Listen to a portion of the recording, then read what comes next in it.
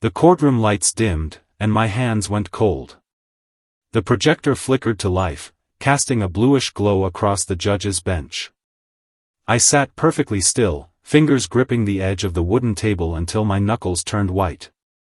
My attorney, Marcus Fleming, leaned close and whispered, "You ready for this?" I nodded once, though my throat had gone completely dry. On the screen ahead, grainy security footage began to play.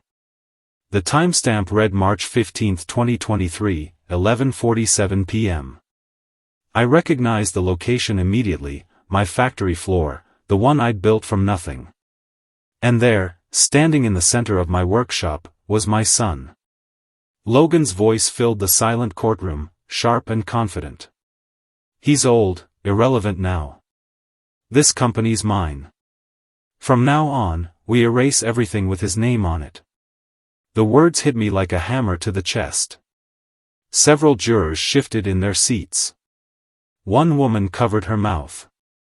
Logan sat frozen 3 tables away, his expensive suit suddenly looking too tight. The judge watched without expression. My vision blurred with tears I refused to let fall. This was it. The moment everything changed. My name is Thomas Rayner, and I built Rayner Woodworks with my own 2 hands. Started in 2009, right after the economy crashed and took everything I owned with it. I was 38 years old, freshly unemployed, with a mortgage I couldn't pay and a 7-year-old son who still believed his father could fix anything. My wife, Claire, had passed away 2 years earlier from cancer. It was just Logan and me against the world. I'd always been good with wood, learned from my grandfather, who'd been a carpenter in Pennsylvania. So I cleared out our garage in Portland, bought some used tools with the last of our savings, and started building furniture. Tables, chairs, cabinets, whatever people needed. Logan would sit on an overturned crate, watching me work, asking 1,000 questions. "Why do you sand it so many times, Dad?" "Because quality matters, son. Always has, always will." Those early years were hard, but they were honest. Every piece I sold carried my name, my craftsmanship, my promise. By 2012, I had 3 employees and a small warehouse. By 2015, we'd landed contracts with hotels and restaurants across Oregon. The business grew because I never cut corners, never lied, never forgot where I came from. Logan was 10 when I first told him the company would be his someday. We were in the workshop late on a Saturday, finishing a custom dining set for a client in Eugene. He'd helped me apply the final coat of varnish, his small hands careful and precise. I remember looking at him, sawdust in his hair, pride lighting up his face, and saying, "One day, son, all of this will be yours. Everything I'm building, it's for you." His eyes went wide. "Really, Dad? The whole company?" "The whole thing," I promised. "But you've got to earn it. You've got to learn the craft, understand the business, treat people right." He nodded seriously, like we'd just made a sacred pact. Looking back now, I wonder if that promise planted something dangerous in his mind. Maybe I gave him a sense of entitlement before he was ready. Maybe I should have made him work for it from the start, prove himself outside the shelter of my name. But I was a father who loved his son, and I wanted to give him security, opportunity, a future. I never imagined he'd use that promise as a weapon against me.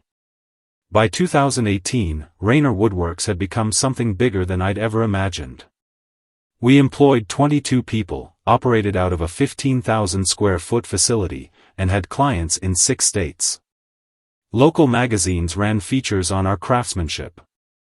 Interior designers sought us out specifically. We'd become known for custom work that combined traditional techniques with modern design. Logan was 26 then, fresh out of business school, eager to help the company grow. I made him director of marketing and sales. He was good at it, charismatic, confident, comfortable with clients in a way I never was. He'd take potential customers to lunch, close deals I might have fumbled. I was proud of him. But subtle things started changing. Logan began introducing himself as co-founder in meetings. He'd post photos on social media standing in front of our products with captions like, "Building the brand." Small adjustments to our website positioned him more prominently. I noticed but said nothing. He was my son, my only family. I told myself he was just ambitious, just trying to make his mark. I ignored the warning signs because I wanted to believe in him. The heart attack came without warning on a Tuesday morning in January 2022. I was inspecting a shipment of black walnut when my chest seized up, a crushing pain that dropped me to my knees. One of my foremen, Carlos, called the ambulance. I spent 3 days in the hospital, then another month recovering at home under strict orders to rest. Logan stepped up immediately. "Don't worry about anything, Dad," he said, visiting me that first week. "I'll handle everything until you're back on your feet. The company's in good hands." I trusted him completely. What choice did I have? I was weak, exhausted, scared that another attack might kill me.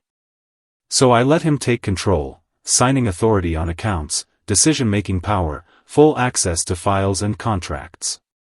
He called me weekly with updates. Sales were good. Clients were happy. Everything was running smoothly. "Just focus on getting better," he'd say. "We've got this."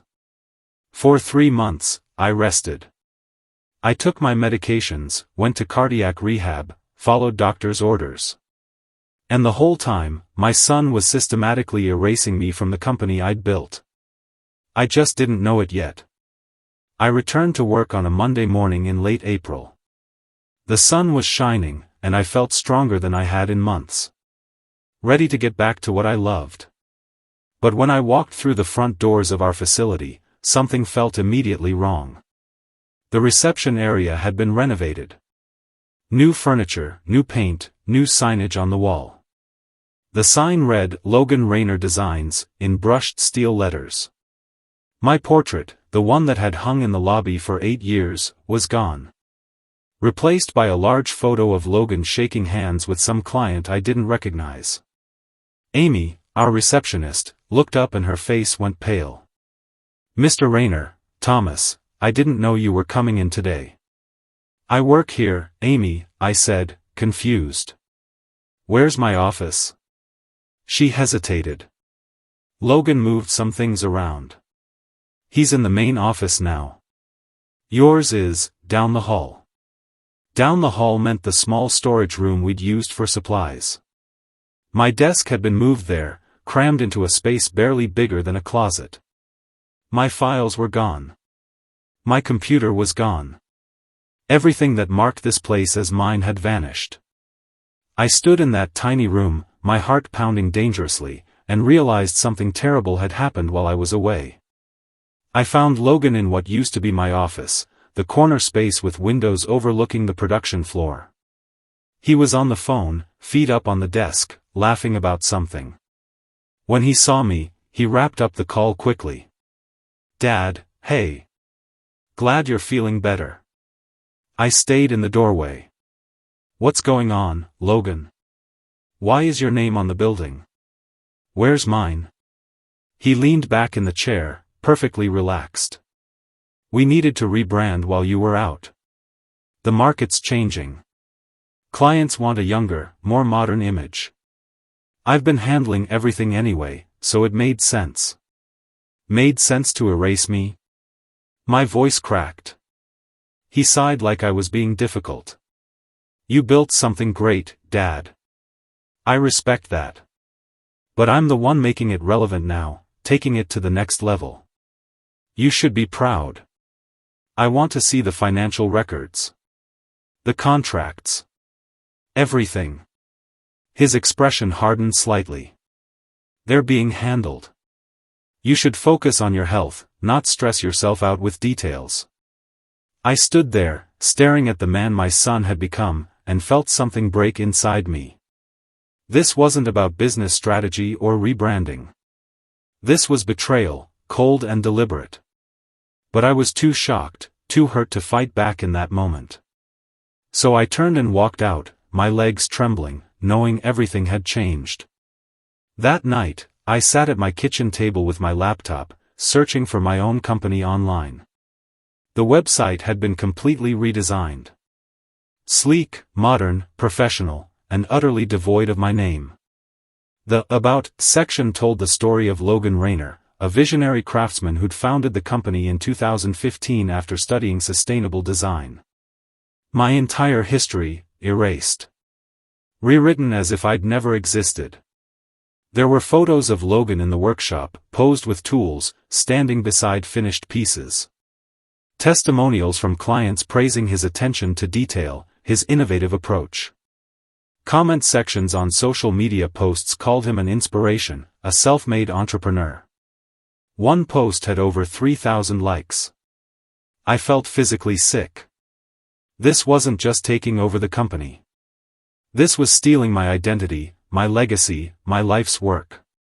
I clicked through page after page, searching desperately for any mention of my name.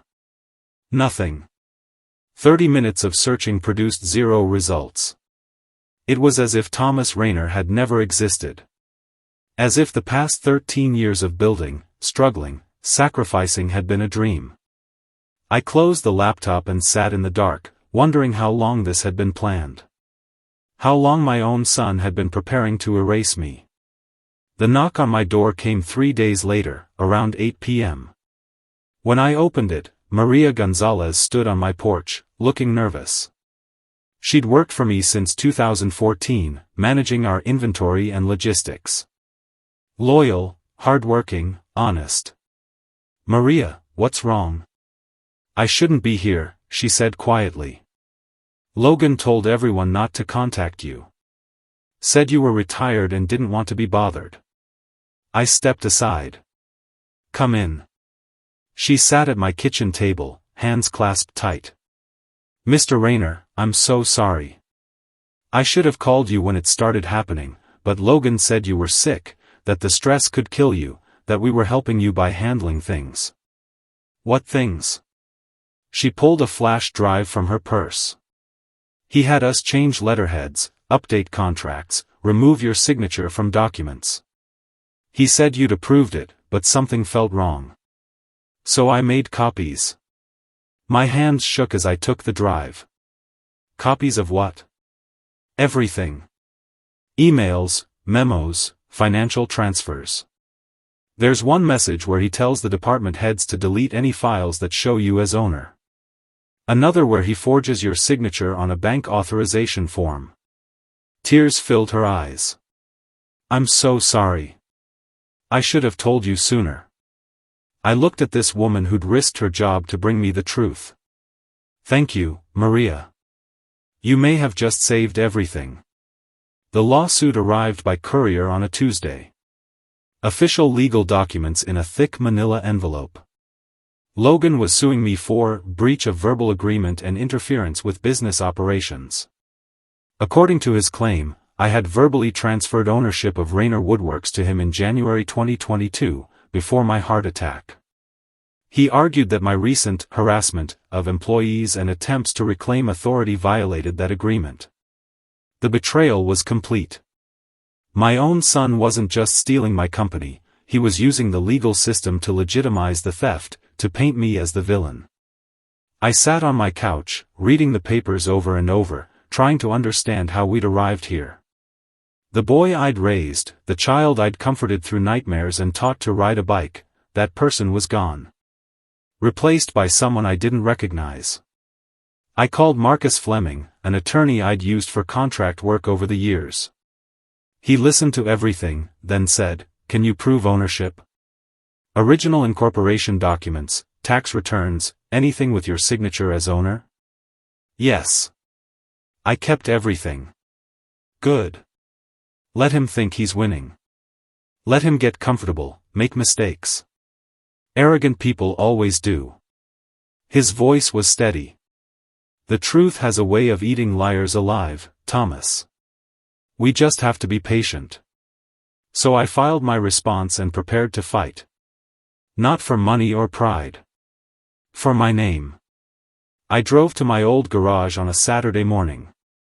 The place where everything had started 13 years ago. I still owned the house, though I'd rented it out when we bought the facility. The current tenant let me access the garage, which was still full of my original tools and workbenches. Dust covered everything.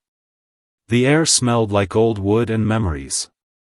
I sat on the same overturned crate where Logan used to sit as a child, watching me work.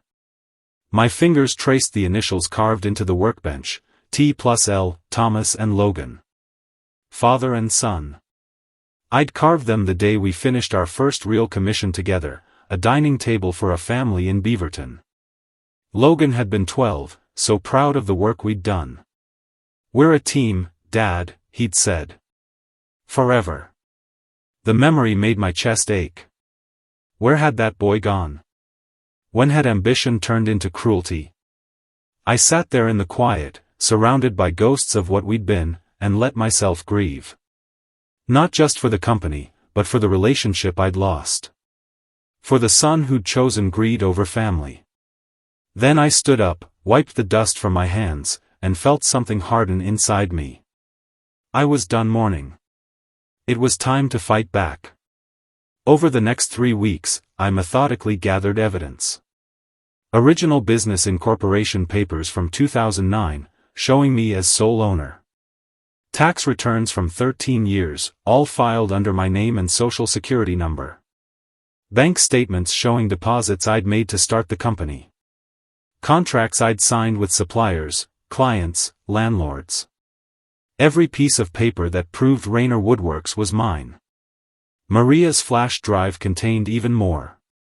Internal emails from Logan to department heads, removed Thomas Rayner from all marketing materials. Financial transfers moving money from company accounts into personal ones I'd never authorized. A memo from March 2022, effective immediately, all decisions go through me. My father has retired and will not be returning. He'd forged my signature on several documents, including a bank authorization that gave him sole control of our business accounts. But there was one thing I hadn't found yet, the security footage. Our facility had cameras everywhere, installed in 2020 after a break-in. The system stored footage for 90 days before overriding. If Logan had done what I suspected, there might be video proof. I called the security company. The recordings were archived on a cloud server. All I needed was the admin password. Which I still had. The footage from March 15, 2023, was exactly what I needed. Timestamp, 11:47 p.m. The factory floor, empty except for Logan and 2 employees I didn't recognize. They were pulling files from the storage room, spreading papers across a workbench. Logan was giving instructions, his voice clear on the audio.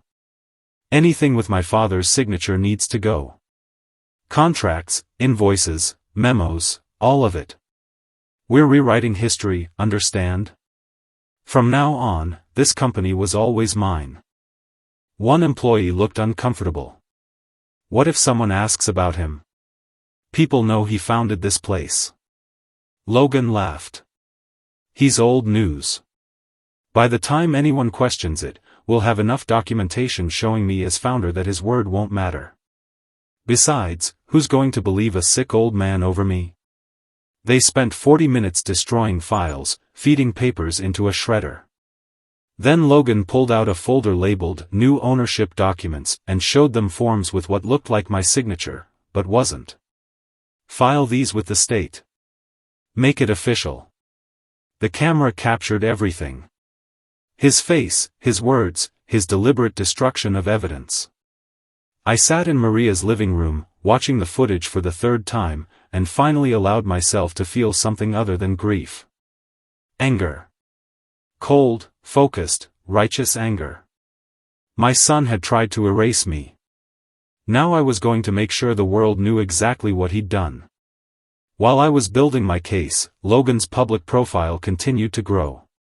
A business magazine ran a feature article, Young Entrepreneur Revolutionizes Traditional Woodworking. The photos showed him in expensive clothes, standing in our workshop, talking about his vision for sustainable craftsmanship. He gave interviews on local podcasts, discussing his journey from small garage startup to regional success. The lies were so smooth, so confident, that even people who'd known me started to believe them. He posted constantly on social media, photos of custom furniture pieces, videos touring the facility, inspirational quotes about innovation and courage. His follower count climbed to 15,000. Comments praised his talent, his business sense, his dedication. "Such an inspiration," one person wrote. "Proves you can achieve anything with hard work," another added. I watched from a distance, documenting everything. Screenshots, archived posts, saved videos. The more he performed publicly, the harder his eventual fall would be. His ego was growing dangerously large, which meant he was getting careless. Arrogant people always made mistakes. I just needed to wait for the right moment. My attorney kept telling me the same thing: patience, Thomas. Let him hang himself with his own rope. The first crack appeared in late June. Walter Brennan, a client I'd worked with since 2011, called my personal cell phone. "Thomas, what the hell is going on? Logan told me you retired to Florida. Said you were done with the business." I explained the situation carefully. Walter was silent for a long moment, then, "That son of a. I've been sending checks made out to Logan Rayner Designs because he said the company had rebranded. Are you telling me this is fraud?" "I'm telling you the truth. The company was stolen from me." Walter was a retired prosecutor, sharp as they come. "I'm calling my attorney." "And Thomas? I'll testify if you need me. What he's doing isn't just wrong, it's criminal." That conversation was the first domino. Within a week, 3 other longtime clients reached out. They'd been told I was retired or sick, that Logan had taken over with my blessing. When they learned the truth, their reactions ranged from shock to fury. Each one offered to help. For the first time since this nightmare began, I felt the tide starting to turn. People were seeing through Logan's lies. The facade was cracking. And my son had no idea what was coming. The court officially scheduled our case for September 18. Logan posted about it on social media, framing it as family drama, and positioning himself as the reasonable party. "Sometimes you have to stand firm on principle, even when it's family," he wrote. "My father's having a hard time accepting that I've taken the company to new heights. But I won't apologize for success." The post got 800 likes and dozens of supportive comments.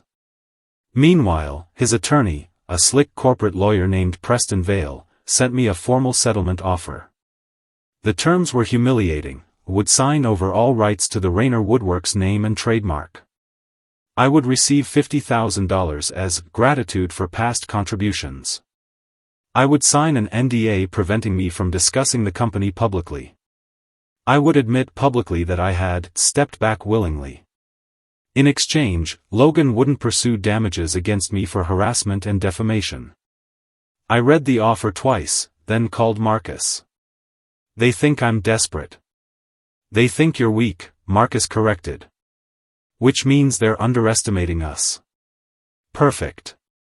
The court ordered both sides to submit all digital evidence by September 10. Logan's team filed hundreds of pages of financial records, testimonials from employees, edited documents showing him as owner. We filed everything too, including the security footage. But we didn't mention what it contained.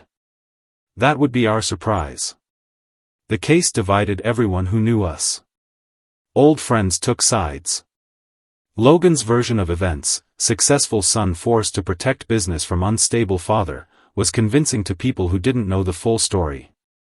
My sister, Patricia, called me one night, her voice strained. "Thomas, I love you. But is it possible you're misremembering? The heart attack, the medications, maybe Logan really was trying to help." I felt something break inside me. "Pat," he erased me. Forged my signature. Destroyed documents. I have proof. I just don't want this family torn apart more than it already is. I'm not the one who tore it apart. But her doubt stung. If my own sister questioned my memory, how many others did too? Logan used that doubt brilliantly. He played the role of concerned son perfectly, worried about his father's health, reluctant to pursue legal action, just trying to protect the business they'd built together. The word "together" appeared often in his statements. As if we'd been partners all along. The lies were so layered, so carefully constructed, that even I sometimes felt crazy for fighting back. But then I'd remember the footage. The truth captured on camera. And I'd remind myself, reality doesn't change just because someone tells a convincing story. Facts are facts. And soon, everyone would see them. 2 days before trial, Preston Vale called Marcus with a final offer. Logan would give me $100,000 and a public statement thanking me for founding the company and serving as an inspiration. In exchange, I'd walk away permanently. They're scared, Marcus said after relaying the offer. They wouldn't be offering this much if they felt confident. I thought about it for exactly 5 seconds. No. I want my name back. I want the truth on record. I don't care about the money. Even if you lose. I won't lose. The weekend before trial, I couldn't sleep. I kept replaying everything, the years of building the company, teaching Logan the craft, trusting him with my legacy. How had I missed the signs that he was capable of this? Or had the signs always been there, hidden beneath the surface of a charming son? Sunday night, I visited Claire's grave for the first time in months. Knelt in the grass beside her headstone. I hope I'm doing the right thing, I whispered. I hope you'd understand why I can't let this go. The wind moved through the trees, and for a moment, I swore I could hear her voice, "Fight for what's yours, Thomas. Don't you dare give up." So I didn't. The courtroom was smaller than I'd expected. Wood-paneled walls, fluorescent lights, rows of benches mostly empty except for a few reporters and curious observers. Logan sat 3 tables away with Preston and a paralegal. He wore an expensive charcoal suit, his hair perfectly styled. He looked successful, confident, like someone who'd already won. The judge, a woman named Helen Cartwright, had a reputation for being fair but tough. She listened as both sides presented opening statements. Preston painted Logan as an innovative leader who'd saved a struggling company from obsolescence. Mr. Logan Rayner took the reins when his father's health failed, Preston argued smoothly. He modernized operations, expanded the client base, and yes, he rebranded. Because the market demanded it. This isn't theft. This is evolution. Marcus stood slowly. Your Honor, this case is about a son who systematically erased his father from the company that father built. Who forged signatures, destroyed evidence, and lied to clients. We have documentation proving Mr. Thomas Rayner is the sole legal owner of Rayner Woodworks. And we have video evidence showing deliberate fraud. The judge made notes. We'll hear testimony, then review evidence. Mr. Vale, call your first witness. Logan testified first, smooth and persuasive. He described taking over, temporarily, during my illness, making hard decisions to keep the business afloat, rebranding to stay competitive. I love my father, he said, looking directly at me. But he wasn't capable of running the company anymore. I did what I had to do. Several jurors nodded sympathetically. After 2 days of testimony, it was our turn. Marcus called Walter Brennan first. He testified about Logan lying about my retirement, changing invoices, manipulating clients. Then Maria took the stand. She was terrified but steady. She described Logan's orders to remove my name from documents, his insistence that I wasn't coming back. He told us Mr. Rayner was too sick to handle stress, she said quietly. But really, he was just erasing him. Preston tried to discredit her. Ms. Gonzalez, isn't it true you were recently denied a promotion by Mr. Logan Rayner? Isn't this testimony revenge? She met his eyes. No. This is the truth. Then Marcus stood. Your Honor, we'd like to present video evidence. Exhibit 47B. The bailiff dimmed the lights. The projector flickered on. And there it was, the security footage from March 15, 2023. The timestamp was clear. The audio was perfect. Logan's voice filled the courtroom. Anything with my father's signature needs to go. We're rewriting history. He's old news. By the time anyone questions it, we'll have enough documentation showing me as founder that his word won't matter. The room went completely silent. I watched the jurors' faces change: shock, disgust, understanding. Logan sat frozen, his face drained of color. On screen, he laughed while employees destroyed my files. The footage continued for 4 minutes. When it ended, no one moved. The judge looked at Logan with an expression I couldn't quite read. Then she said, "We'll recess until tomorrow. I need time to review this evidence." But I already knew. The truth had finally been heard. The verdict came the next afternoon. Judge Cartwright reviewed the evidence methodically, her voice calm and clear. After careful consideration of testimony and documentation, this court finds that Thomas Rayner is the sole legal owner of Rayner Woodworks. The company was founded by him in 2009, operated under his direction until January 2022, and never legally transferred to Logan Rayner. She looked directly at my son. The video evidence presented shows deliberate fraud, destruction of documents, forgery of signatures, and intentional misrepresentation of ownership. This court rules in favor of Thomas Rayner. Full ownership is restored immediately. Logan's face was ashen. Preston tried to object, but the judge continued. Furthermore, Mr. Logan Rayner is ordered to pay restitution for funds improperly transferred from company accounts, plus legal fees. I'm also referring this case to the district attorney for potential criminal charges related to fraud and forgery. The courtroom erupted in whispers. I sat perfectly still, feeling something loosen in my chest. Not triumph exactly. Something quieter. Relief. Vindication. Proof that truth still mattered. Logan stood abruptly and left without looking at me. Preston followed, already on his phone. The reporters rushed out to file their stories. And I sat there with Marcus beside me, tears streaming down my face, finally able to breathe. The news spread fast. By that evening, every local outlet had covered the story. Son convicted of defrauding father's business. Security footage exposes corporate theft. Logan's social media accounts went dark. His carefully curated image collapsed overnight. Within 48 hours, 3 investors pulled their funding. 2 major clients canceled their contracts. The business magazine that had featured him issued a retraction and apology.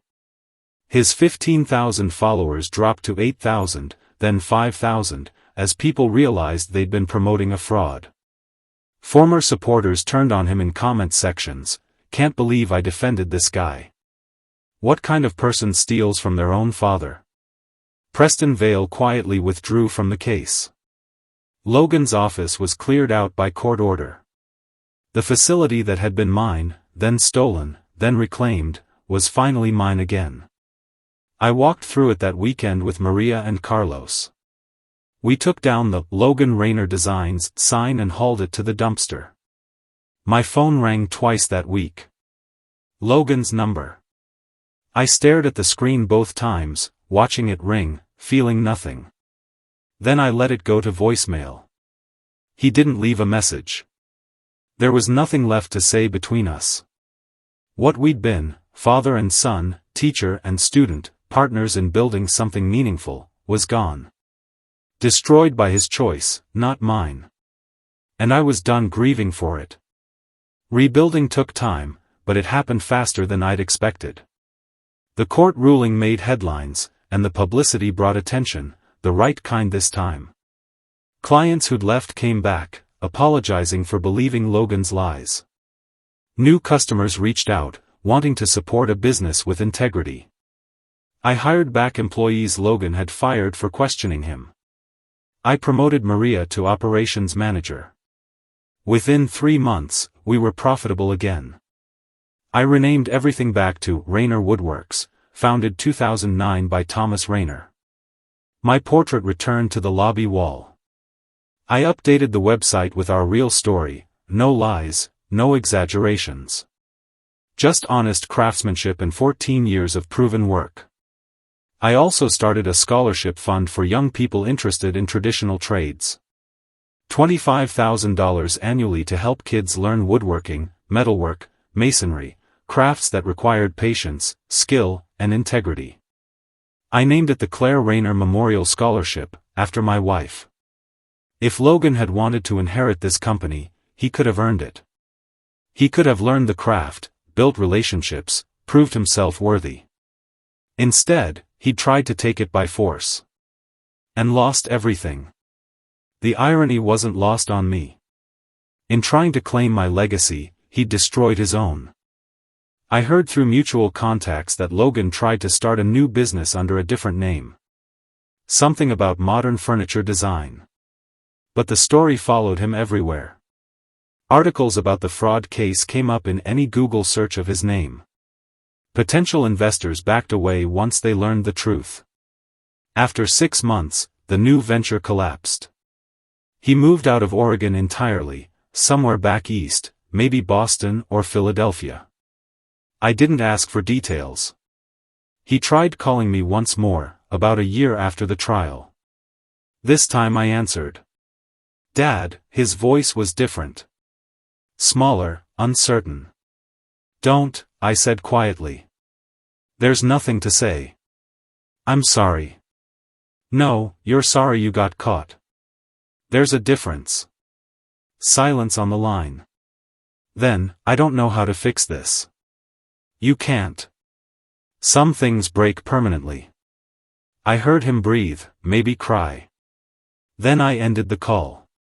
Late one night, about 18 months after everything, Carlos mentioned he'd seen someone outside the workshop after hours. Just standing there, looking through the window. Didn't try to come in. Just watched for a while, then left. I knew without asking who it had been. But I didn't go looking. Whatever regret Logan felt now came too late. The boy I'd loved was gone, and the man who'd replaced him had made his choices. I'd made mine too.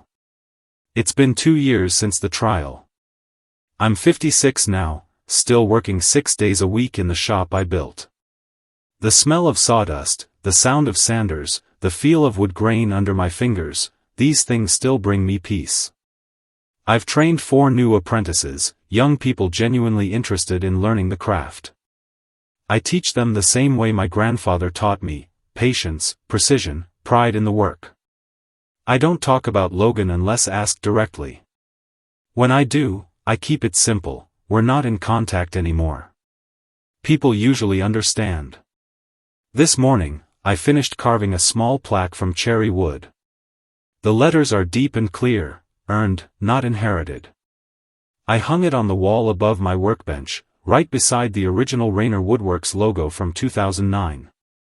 It's a reminder, for my apprentices, for visitors, for myself. Legacy isn't something you're owed. It's something you build through years of honest work, through integrity when no one's watching, through treating people with respect. I didn't build this company for fame or fortune. I built it because I loved the craft and wanted to create something meaningful. Something I could be proud of. And despite everything, the betrayal, the theft, the heartbreak, I still am. The evening sun streams through the workshop windows, casting long shadows across the floor. I run my hand over the workbench, feeling the grain, the years, the history.